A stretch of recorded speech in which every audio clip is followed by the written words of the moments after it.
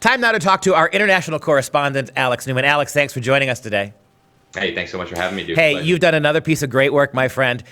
From the I Told You So files, the state of California is now moving to mandate that kindergarten teachers teach 5-year-olds 15 different genders in every single California kindergarten school. 15 different genders being presented to 5-year-olds. Talk a little bit about this story. Yeah, so this is the update to their health education framework. And I mean, people need to look through the materials here that we've talked about. You have stuff like teaching the kids that adults guess what gender a baby is because babies can't talk. It is absolute insanity masquerading as education, and it's sick.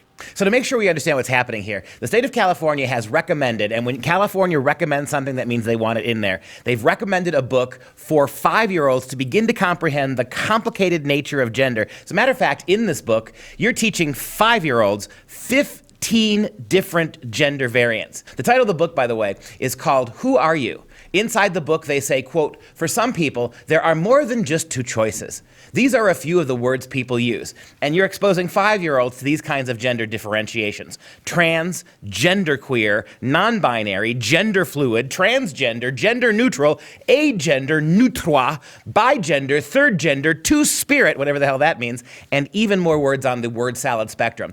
These are kids that cannot read. These are kids who don't understand the biological underpinning of masculine and feminine or male and female. These are kids who are simply basically trying to come to grips with their own physicality in terms of their bodies. Their minds have not developed abstract thinking yet, and yet you're going to hit them with things like bigender, two-spirit gender, agender. This is an impossibility for little kids. You are doing nothing at age 5 but putting words in their heads, forcing them to understand things that adults only understand. You're guiding them along a path of indoctrination that is staggeringly inappropriate.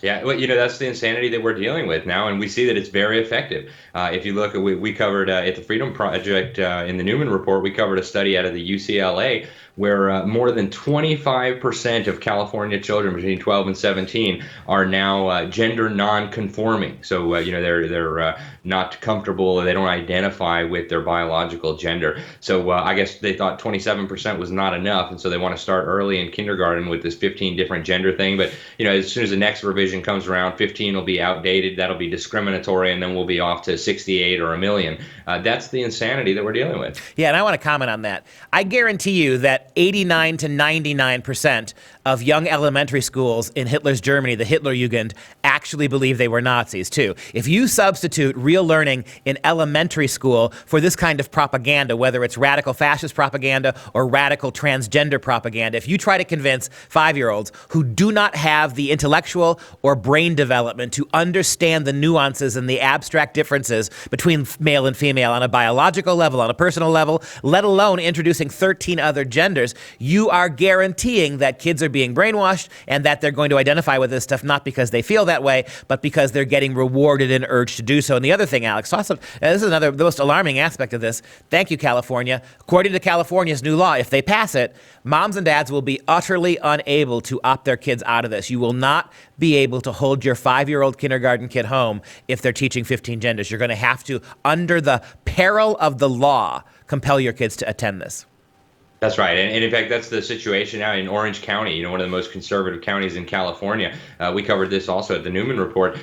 They said that parents may not opt their children out of instruction on the homosexuality, the transgenderism, the new families and all that kind of stuff. And people need to look through this. So what it is in addition to insanity, it's a direct assault on the fundamental building block of civilization, which is the family. It used to be that parents had the final say. Now we've moved from parental consent to parental mandates, that as parents, you will subject your kids to this kind of stuff. We know better than you do. And when it comes to radical sexual politics, don't forget, Alex, we talked just the last time we were together about how California has among the lowest performing literacy rates of any state in the union. They are educating their kids much less well than most every other state when it comes to reading, when it comes to math, when it comes to basic knowledge. Now in kindergarten, we're sacrificing more valuable learning time to this incredibly made up, utterly unresearched, completely terra incognita kind of transformation of our kids, with no sociological studies of what this will mean down the road, with no science really underwriting this, with no real pedagogy being able to